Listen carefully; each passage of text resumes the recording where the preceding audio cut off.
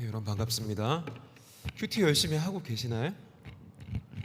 이게 숙제 검사하는 것처럼 부담스러운 질문을 드려서 죄송한데 올해 이제 표어를 우리가 기억하면서 계속 큐티하는 삶을 이렇게 지속해 갔으면 좋겠습니다.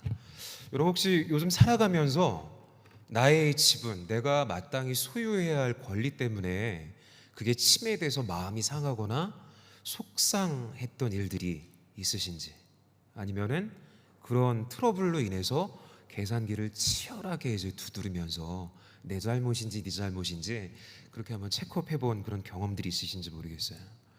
요즘에 이제 레거시한 TV를 통해서 우리가 컨텐츠를 접하기보다는 이제 OTT를 통해서 드라마도 영화도 많이 시청을 하게 되는데, 예를 들어 이제 넷플릭스를 구독을 하면은 프리미엄 요금제를 한 달에 이렇게 몇만 원씩 내기가 부담스러워서 소위 말하는 이제 엠빵을 하죠. 넷이서 n분의 1을 해서 서비스를 이용을 합니다. 그렇게 요금을 결제하는데 정확하게 n분의 1로 내가 비용을 지불했기 때문에 그 안에 속해 있는 4개의 프로필 중에 하나는 오로지 내 것이 되는 거죠. 그렇죠. 그렇게 마땅히 나눠줘야 합니다. 학교에 갔다 왔거나 이제 직장 생활을 마치고 힘든 하루 일과를 마치고 집으로 들어와서 자기 전에 이제 드라마 한 편 보는 게 이제 낙일 수도 있는데, 그렇게 이제 잠자리에 들기 전에 좋아하는 시리즈를 보려고 접속을 했어요. 그런데 화면에 뜻하지 않은 메시지가 뜨는 겁니다. 동시 시청 스크린 제한을 초과했습니다. 화면이 플레이가 되지 않는 거예요. 이런 마음이 어떻겠어요? 일단 화가 나기 시작하겠죠. 알고 보니 친구 중에 하나가 자신이 이제 아이디로 로그인해둔 채로 가족이나 아니면 이제 애인에게 줘서 다중 접속을 해버리고 만 그런 상황입니다. 그런 상황을 맞이했을 때 우리는 순간 속으로 어떤 마음이 들까요? 일단 이제 입 밖으로 욕이 튀어나오는 친구들도 있을 거고요. 이게 무슨 일인가 이제 곰곰이 이제 생각을 하는 사람들도 있을 텐데, 대부분의 경우는 내가 내 돈 주고 누리는 내 권리인데 왜 내가 피해봐야 하는 거지? 그렇게 생각을 하면서 이렇게 좀 마음이 불편해질 겁니다. 아주 사소한 일이지만 예를 들은 이 OTT 공유 문제처럼 내 권리가 침해당하는 그 순간에 우리는 엄청난 스트레스와 억울함을 이렇게 느끼게 됩니다. 이것은 비단 이제 OTT 사용만의 문제가 아닙니다. 오늘 한국 사회를 살아가는 청년들뿐만이 아니라 이 땅 살아가는 모든 시민들에게 정당한 권리를 주장하는 것과 절대 손해보지 않는 삶은 무한 경쟁 속에서 내가 살아남기 위한 필수 생존 공식과 같이 되었습니다. 내가 노력한 만큼 내가 마땅한 그 대가를 받아야 하고, 내가 지불한 만큼의 권리는 응당 받아야 하는 게 맞다라고 생각하는 거죠. 세상은 이것이 공정이고 이것을 끝까지 쟁취하는 것이 자유라고 우리에게 말하고 있는 것 같아요. 그런데 방금 읽은 성경 본문에는 우리가 익숙하게 그렇게 향유하고 있고 그렇게 그것을 치열하게 지키며 살아가고 있는 이 시대의 생존 공식과 정반대의 방식으로 살았던 한 남자가 등장합니다. 바로 사도 바울이죠. 고린도전서 9장 전반부에서 바울은 아주 당당하게, 그리고 어찌 보면 서운함이 묻어나 있는 어조로 자신이 누릴 수 있는 정당한 권리가 무엇인지에 대해서 조목조목 나열하면서 이야기해주고 있어요. 우리 본문 1절과 4절 그리고 5절을 세 번역 말씀으로 함께 같이 읽어보겠습니다. 내가 자유인이 아닙니까? 내가 사도가 아닙니까? 내가 우리 주 예수를 뵙지 못하였습니까? 여러분은 주님 안에서 내가 일해서 얻은 열매가 아닙니까? 4절 5절입니다. 우리에게 먹고 마실 권리가 없습니까? 우리에게는 다른 사도들이나 주님의 동생들이나 게바처럼 믿는 자매인 아내를 데리고 다닐 권리가 없단 말입니까? 바울이 왜 이런 말을 했냐면은, 바울 서신 이제 대부분의 바울 서신에 바울이 인사할 때마다 자신의 사도권에 대해서, 본인이 사도인 것에 대해서 그 신분을 디펜스하는 장면들이 굉장히 많이 나와 있어요. 왜냐하면은 초대 교회에 사도 바울의 사도됨을 인정하지 않는 사람들이 꽤 많이 있었기 때문입니다. 당시 고린도 교회 안에서도 바울이 전도하였고 바울이 손수 세웠던 교회였음에도 불구하고 바울의 사도직을 의심하는 사람들이 있었어요. 그렇다면 왜 그것을 의심했을까? 사도의 자격이 사도행전 1장 21절 22절에 나와 있는데, 주 예수께서 우리 가운데 출입하실 때부터, 주님이 우리 가운데 함께 하실 때부터 그의 부활하심을 증언하는 사람이 되어야만 사도로서 인정을 받을 수가 있다. 예수님과 함께 먹고 마시며 그분을 대면하였고 주님의 죽으심과 부활하심에 대해서 직접 목격한 증인으로서 그 부활을 선포할 수 있는 사람이 사도다라고 사람들은 인정을 했었어요. 그런데 우리가 알거니와 바울은 예수님의 12제자의 범주에 들어가지 못했던 사람이었죠. 오히려 예수 믿기 이전에 사울은 도시락 싸들고 예수 믿는 사람들 쫓아다니면서 가열차게 핍박했던 사람이었습니다. 그래서 사람들이 의심하기 시작하는 거예요. 바울은 진짜 사도가 아닐지도 몰라. 다른 사도들처럼 떳떳하게 사도로서 권리도 주장하지 못하고 대접받지 못하고 있는 걸 보면은 그는 사도가 아닐 수도 있어, 이렇게 짐짓 생각했던 것이죠. 그래서 바울은 오늘 본문에서 군인과 포도원 농부와 양떼를 기르는 목자의 비유를 들어가면서 자신이 교회로부터 경제적 지원을 받고 대접받을 정당한 권리가 있다는 것을 논리적으로 증명합니다. 먼저 군인을 예로 든 이유는 뭘까요? 여러분 중에 군대 다녀오신 형제님들 계신가요? 한 20% 정도 되는 것 같은데, 돈 내고 군대 다녀오신 분 계세요? 아니죠. 먹여주고 재워주고 입혀주고 운동도 시켜주고, 때로 여러분의 이제 정신을 위해서 갈궈주기도 하고, 여러분들 책임져 주는 거예요. 다. 어떤 군인이 자신이 비용을 지불하면서 군복무를 하겠어요? 나라가 책임져 주는 것이죠. 농부에 대해서 비유를 했죠. 농부가 농사를 지었어요. 농사를 지었으면은 이제 밭에 그 소출을 수확하게 되고, 내가 사과 농사를 지었으면은 마땅히 그 사과를 거두어서 팔고 잉여된 것들은 내가 먹을 권리가 있어요. 양치는 목동이 있죠. 양들을 칩니다. 이제 중동의 사회에서 노마드들이 양을 칠 때 양으로부터도 이제 산물들이 오죠. 1년에 한 번씩 털을 깎으면은 양모를 통해서 옷감을 얻을 수가 있었고요. 양의 젖을 짜서 우유로 그리고 치즈로 만들어서 먹을 수 있었어요.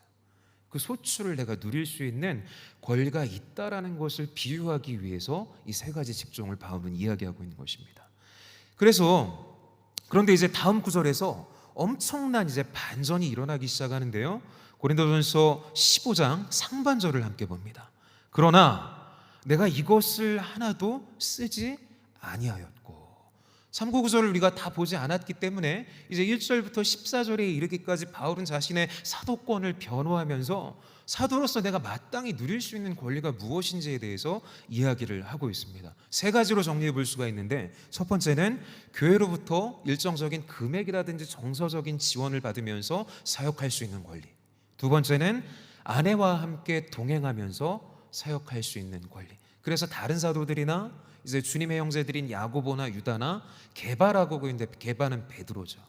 교회에서 이제 사도로 인정받는 사람들이 아내를 함께 대동하면서 교회를 순회하면서 복음을 전하고 사람들을 돌보았던 것 같습니다. 그리고 세 번째에는 일하지 않고 복음을 전할 수 있는, 근데 바울은 반대로 자비량의 사역을 했던 사람이었어요. 아나니아와 삽비라라는 사람의 영향을 받아서 아마 그들에게 텐트 만드는 법을 배웠던 것 같아요. 그래서 바울은 그 전수받은 기술을 통해서 텐트를 만들어서 팔면서 그 마땅한 그 금액을 통해서 자신의 생활을 책임졌었습니다. 사도로서 누릴 수 있는 이 세 가지의 권리를 내가 사용하기 마땅하나 쓰지 아니하였다라고 바울은 이야기하고 있어요. 바울은 권리가 없어서 누리지 않은 것이 아닙니다. 자격이 차고 넘쳤고요, 그 권리를 누리는 것이 당연했지만 스스로 그리고 기꺼이 그 권리를 나는 포기하였다라고 말합니다. 세상의 눈으로 본다라면은 이게 다 지원해 주겠다고 하는데 굳이 그때요 그것을 포기한다라면은 정말 어리석은 사람처럼 여겨지겠죠. 바보 같은 선택입니다. 그런데 바울은 왜 자신이 누릴 수 있는 이 소중한 권리들을 내려놓았을까요? 오늘 이 말씀을 통해서 하나님의 나라, 예수님이 이 땅에 오셨을 때 이미 우리 가운데 임한 그 하나님의 나라를 살아가는 우리의 진짜 능력과 자유가 어디에 있는지 함께 말씀 안에서 발견해 보기를 원합니다. 우리가 먼저 짚고 넘어가야 할 사실이 하나가 있는데, 하나님 나라의 복음은 우리의 일상과 그 일상에서 우리가 누리게 되는 정당한 필요를 결코 죄악시하거나 무시하지 않는다라는 사실입니다. 바울은 구약 신명기 25장 4절을 인용해서 이렇게 말씀합니다. 9절을 함께 봅니다. 모세의 율법에 곡식을 밟아 떠는 소에게 망을 씌우지 말라 기록하였으니 하나님께서 어찌 소들을 염려하십냐. 소에게 뭘 씌웠다고 했어요? 곡식을 밟아 떠는, 농사를 짓는데 노동의 도구로 동원된 소에게 망을 씌우지 말라. 망은 무슨 망일까요? 입을 가리는 거예요. 집중해서 일할 수 있도록. 배가 고프면 어떡하겠어요? 소가 가서 풀을 뜯어 먹겠죠. 그 일을 하는데 소가 그 일을 하기 위해서는 마땅히 풀을 뜯어 먹어서 에너지원을 보충해야 되잖아요. 하나님께서 한낱 미물인 소가 일할 때에도 하나님께서 이렇게 망을 씌우지 말라 하시면서 먹을 권리를 보장하시는데, 하물며 주님의 일을 하는 사람들의 필요를 하나님께서 모르시겠느냐라고 말씀하시는 거예요. 하나님께서는 여러분들이 여기 밤을 새워서 공부하는 친구들이 있을지 모르겠어요. 밤을 새워서 사수해낸 여러분의 그 학점, 시간을 쪼개서 열심히 공부해서 착착 쌓아 나갔던 그런 스펙들, 또 일터에서 노력하고 땀 흘려서 여러분이 번 물질의 권리를 무시하지 않고 너무나 존중하신다라는 거예요. 우리가 믿고 있는 기독교 신앙은 맹목적인 희생이나 무조건적인 자기 학대를 강요하지 않습니다. 소위 말하는 열정페이를 성경 말씀은 우리에게 요구하지 않아요. 하나님 나라 안에서 여러분에게 주신 삶의 목과 그에 따른 권리는 너무나도 선하고 소중한 것입니다. 그런데 오랜 교회 역사 속에서 한국교회의 독특한 그 풍조 안에서 돈은 가치 중립적인데 돈을 이제 악한 것으로 치부하고 물질을 사랑하는 것을 마치 죄인인 양 여기는 터부시했던 그런 것들이 우리에게 좀 흐르고 있는 그런 것들. 그러나 하나님께서는 그런 것들을 악하게 여기지 않는다라는 거예요. 여러분의 수고를 기억하고 계신다라는 겁니다. 그런데 진짜 메시지가 이 지점에서부터 시작됩니다. 나에게 정당한 권리가 있다라는 것을 아는 것보다 더 중요한 것은 그 권리를 언제 그리고 어떻게 내려놓아야 하는가를 아는 것입니다. 바울이 주님의 일을 하면서 마땅히 누릴 수 있었던 이 권리, 사도로서의 권리를 쓰지 않는 것은 단 한 가지의 이유가 있었는데 12절에 등장을 합니다. 12절 하반절을 함께 봅니다. 그러나 우리가 권리를 쓰지 아니하고 범사에 참는 것은 그리스도의 복음에 아무 장애가 없게 하려 함이로다. 무엇 때문에요? 예수 그리스도의 복음 때문에. 그 복음에 아무런 방지턱이 생기지 않게 하기 위해서 우리는, 바울과 그 일행들은 이 권리를 사용하지 않았다라고 말하고 있어요. 바울은 나의 권리와 나의 자존심과 내 지분을 챙기는 데 관심을 두지 않았습니다. 그의 관심은 오직 자신을 살린 예수 그리스도의 생명의 복음이 전진하는 것에 있었습니다. 혹시라도 자신이 사도로서 마땅한 대가를 요구한 것 때문에 혹시라도 재정적으로 넉넉하지 못했던 고린도 교회의 연약한 성도들이 마음에 시험은 들지 않을까? 혹은 세상 사람들이 내가 생활비를 요구하는 모습을 보면서 저 사람을 돈을 벌려고 예수를 전하는구나, 사꾼이구나 손가락질하면서 오해하면서 복음의 문이 닫힐 수도 있기 때문에 스스로 천막을 만드는 그 노동을 하면서 낮에는 일을 하고 일과 후에는 순회하며 복음을 증거하는 일을 감당했던 것입니다. 여기서 우리는 하나님 나라의 아주 놀라운 비밀을 깨닫게 됩니다. 진짜 자유는 나의 권리를 끝까지 주장하고 쟁취해내는 것에 있는 것이 아니라 복음을 위하여서, 그리고 내가 속해 있는 공동체를 위하여서, 나아가 교회를 위하여서 내 권리를 기꺼이 쓰지 않을 수 있는 능력에 있다는 것입니다.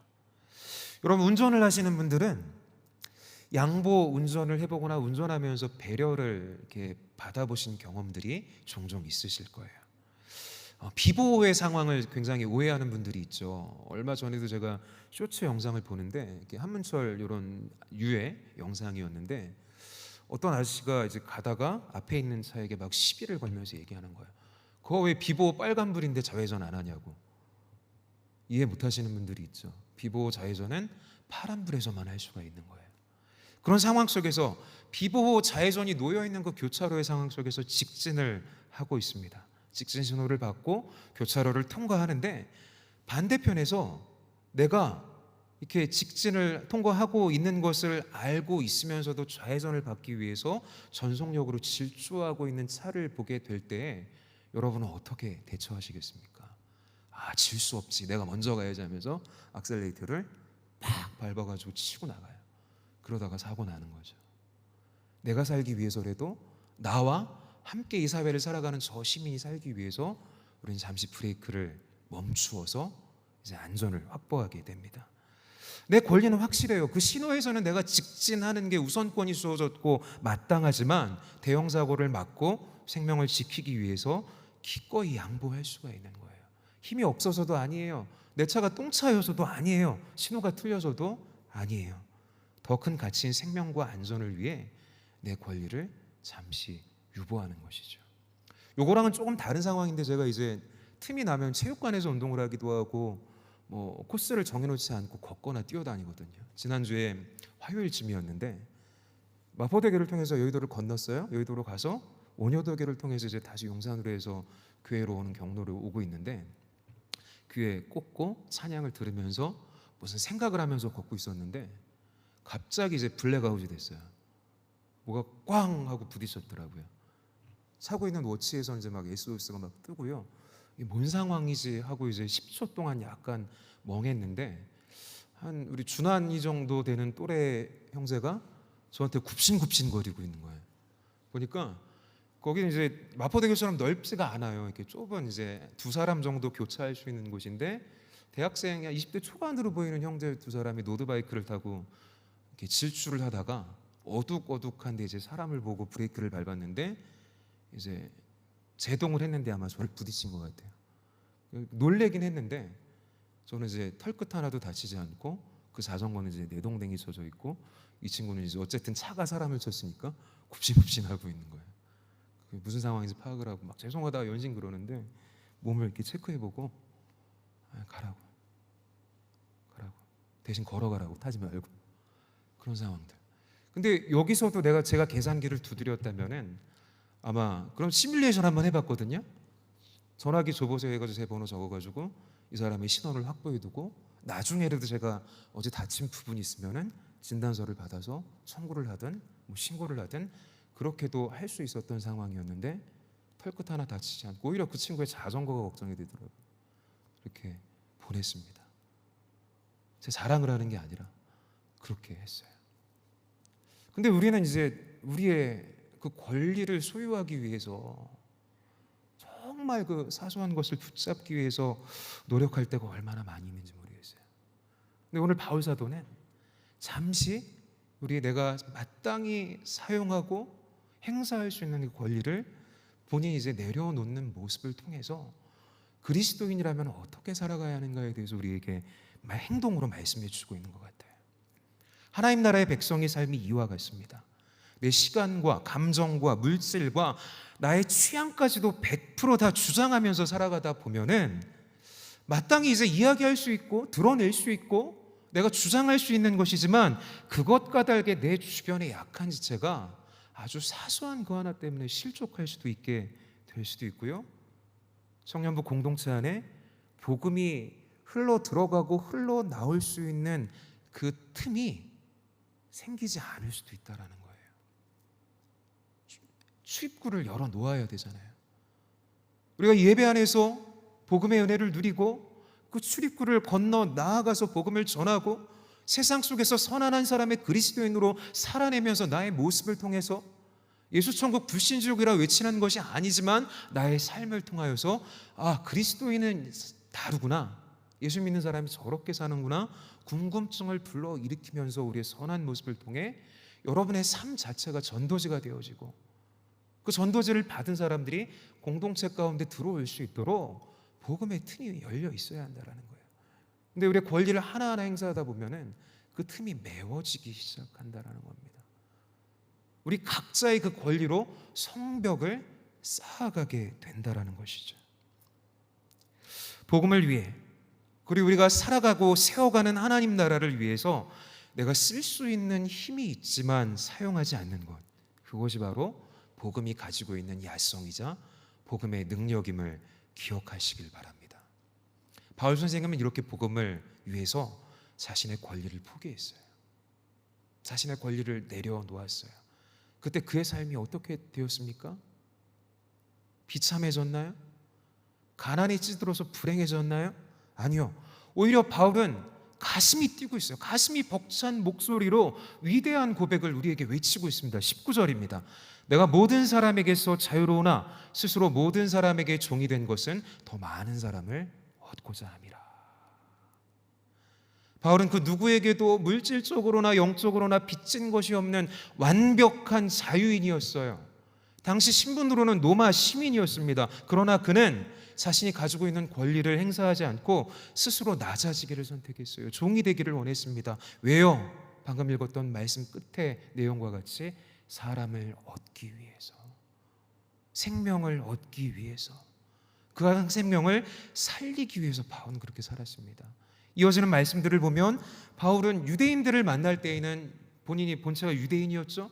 유대인처럼 그들에게 다가갔고요. 율법이 통용되지 않는 이방인들을 만날 때에는 율법이 없는 이방인의 모습으로 그들에게 찾아갔습니다. 믿음이 연약한 자들에게는 그들과 같이 나의 신앙으로 한껏 포장한 것이 아니라 연약한 모습 그대로, 있는 모습 그대로 그들에게 나아갔어요. 눈높이를 맞추면서 시선을 맞추어 그들에게 나아갔던 것이죠. 지조가 없어서도 아닙니다. 변덕쟁이여서도 아닙니다. 단 한 사람이라도 구원의 길로 인도하기 위해서 스스로 그들의 눈높이와 삶의 자리, 그 낮은 자리로 걸어 내려가는 성육신적인 사랑을 선택했던 것이죠. 여러분, 예수님 하면은 저는 요즘 이제 성경을 공부하고 말씀을 묵상하면서 그런 생각을 되게 하고 있어요. 여기 하나님 보신 분 없잖아요, 그렇죠? 하나님을 눈으로 목격한 분 없어요. 목격했다라면은 아마 죽었을 거예요, 그렇죠? 거룩하신 하나님을 눈으로 목격했다면 죄덩어리인 우리는 하나님이 우리를 때리셔서 죽을 수밖에 없어요. 볼 수도 없고 알 수도 없고 추측할 수도 없는 그 하나님을 우리에게 눈높이를 맞추어서 보내주신 분이 바로 예수님이라는 사실입니다. 말씀이 육신이 되어 우리 가운데 거하심에 우리가 그의 영광을 보니 아버지의 독생자의 영광이요 은혜와 진리가 충만하더라.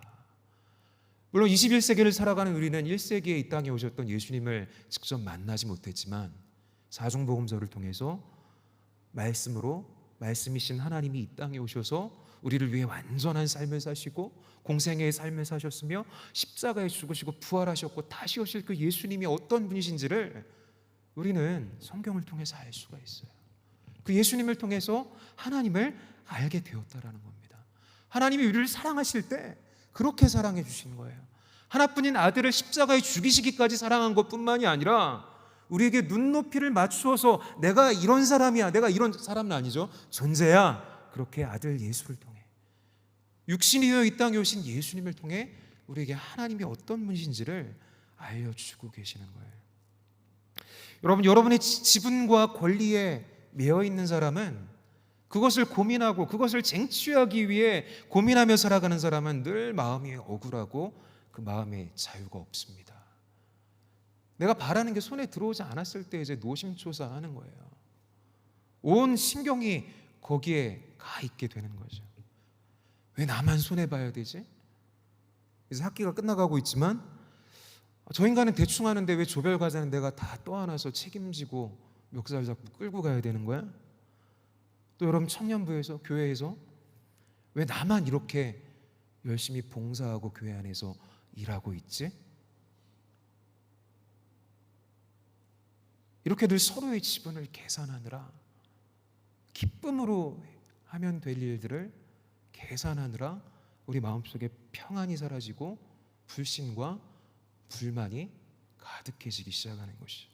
그러나 복음을 위해 내 권리를 포기해 본 사람은 세상에 알 수도 없고 줄 수도 없는 진짜 영적인 해방감을 맛보게 됩니다.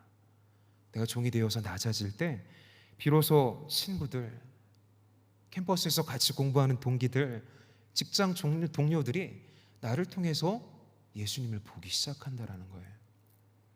우리가 신앙생활하면서 많이 착각하는 것들 중에 하나가 예수 그리스도를 믿고 구주로 고백하면은 구원을 받는다라는 사실 여러분 믿습니까? 아멘 소리가 작네요. 믿습니까? 아멘. 예수를 구주로 고백하고 믿기만 하면은 구원을 받아요. 근데 거기다 우리는 플러스 알파를 계속 더하기 시작하는 거예요. 착한 일을 해야지, 선한 일을 해야지, 무언가 우리의 공로를 쌓아가기 시작하는 겁니다. 성경에서 야고보서 같은 책에서 그리스도인의 선한 행실을 이야기하기 때문에 그것이 우리의 구원에 영향이 있다라고 생각하게 되는 그런 경향이 있지만, 우리의 공로를 쌓기 위해서가 아니라, 털모자가 아니라, 금면류관을 받기 위해서 착한 일을 하는 것이 아니라, 천국에 가서 단칸방에 들어가는 것이 아니라, 넓은 집에 들어가기 위해 우리의 어떤 공로를 쌓기 위해 착한 일을 하는 것이 아니라, 주님께서 한 사람의 영혼을 너무나 소중히 여기시고 그 한 영혼이 주님께로 돌아오기를 간절히 바라시기 때문에 우리가 전하는 그 어떤 말이 아니라, 우리의 살아가는 그리스도인으로서 착하게, 선하게, 아름답게 살아가는 그 행실을 통해서 복음의 문이 열어지기를 원하시기 때문이라는 것이죠. 우리가 낮아지기 시작할 때, 내 권리와 소유권을 내려놓기 시작할 때, 여러분 주변에 신자가 아닌 친구들이 여러분을 다르게 보기 시작할 것입니다. 하나님에 대해 궁금하게 여기기 시작하실 거예요. 사랑하는 여러분, 세상은 지금 이 순간에도 끊임없이 우리에게 속삭이고 있어요. 네 권리를 주장해야지, 네 밥그릇 뺏기면 안 돼, 손해보면 너만 바보 된다, 그렇게 이야기하고 있어요. 치열하게 경쟁하면서 살아가고 있습니다. 그런데 우리 예수님이 어떻게 사셨는지 한번 보세요. 예수님은 온 우주의 주인이시며 모든 영광과 찬양을 받기에 합당하신 하나님이셨습니다. 그런데 하나님과의 동등됨을 취하지 않으시고 하늘 보좌를 버리사 종의 형체로 낮고 낮은 이 땅에 내려오셨어요. 그리고 십자가에서 자기 목숨이라는 가장 소중한 권리까지도 기꺼이 포기하셨습니다. 왜 그러셨어요?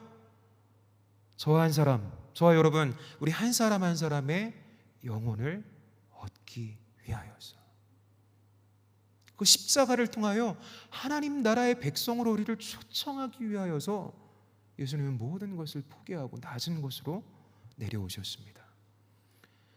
우리 예수님의 그 위대한 내려놓음 덕분에 구원받고 거듭난 하나님의 자녀들이 되었어요. 우리 안에는 예수 그리스도의 보혈이 흐르고 있습니다. 그 복음의 DNA를 가진 우리는 우리의 삶의 자리에서 어떻게 살아가야 할까요? 여러분 한번 고민해 보세요. 여러분 아웃도어 브랜드 중에 파타고니아 아시죠? 파타고니아. 사진 띄워주시겠어요? 네. 저는 한 번도 안 사봤어요. 비싸더라고요. 파타고니아. 브랜드 광고하기 위해서 사진을 띄운 건 아니고요. 저 브랜드에 관련한 그 이야기가 굉장히 오늘 우리에게 시사하는 바가 있습니다. 옆에 나와 있는 할아버지가 이본 시나드라는 파타고니아의 창업자입니다. 나이가 보기에도 나이가 많으시죠? 돌아갈 날이 얼마 남지 않으신 분인데, 원래 저분은 이제 사업가가 아니라 암벽 등반가였습니다. 근데 직접 등반 장비를 만들어서 친구들에게 아름아름 판매하던 것들이 확장이 돼서 이제 사업이 되었고요. 1973년에는 정식으로 저 로고와 같은 파타고니아라는 브랜드를 론칭했습니다. 설립한 이후에도 일반적인 기업의 성장 방식을 쫓지 않고 제품의 내구성에 집중을 했고요. 환경 보호를 중요하게 여기면서 저 어르신이 늘 외쳤던 말은 필요 없는 소비를 줄여야 한다라는 거였어요. 여러분이 만약에 우리 나이키의 사장이라고 한다면은 제품을 어떻게 만들겠어요? 한 2, 3년 전 이렇게 2, 3년 정도 입고 헐게 되면 이제 버리고 새 옷을 사게끔, 우리가 사용한 휴대폰도 그렇고 패션 아이템들도 그렇고 쓰다 보면은 이제 재생하기보다는 이제 새로운 것을 다시 장착을 하고 살아가는데, 이 브랜드에서는 새 옷을 사기보다는 수리해서 입는 것을 권장했다라고 합니다. 그렇게 철학을 가지고 기업을 경영하던 중에 이제 요즘의 사회의 전 세계적인 흐름과 맞물려서 이 기업의 정신들, 물론 이제 저 로고라든가 옷이 아름답기 때문이기도 하겠지만 사람들의 마음을 움직였던 것 같아요. 지구를 소중히 여기고 자연을 보호하는 그 어떤 가치가 사람들에게 주목을 받기 시작하면서 브랜드의 가치가 올라가기 시작합니다. 4년 전인 2022년도에 신화들은 전 세계를 놀라게 했는데 약 30억 달러의 규모의 기업 지분을 처리하기로 결정했던 것입니다. 가족에게 물려주거나 그것을 현금화해서 자기가 이제 통장에 집어넣은 것이 아니라 또 매각해서 그 이득을 자신의 소유로 이렇게 이끌어온 것이 아니라 특별 신탁을 통해서 비영리 단체에 회사의 대부분의 지분을 위탁을 했습니다. 회사의 이익은 경영 지속을 위한 재투자의 부분들 외에는 환경을 보호하고 기후 위기에 대비하는 일들에 사용되어지도록 ESG 경영을 한 거죠. 요즘 말로 하면은 그렇게 세팅을 하면서 또 유명한 말을 남겼는데 지구가 우리의 유일한 주주다라는 말을 남겼대요. 이 시나드가 공개적으로 자신이 기독교인임을 표방한 기사를 제가 찾아봤는데 찾지 못했어요.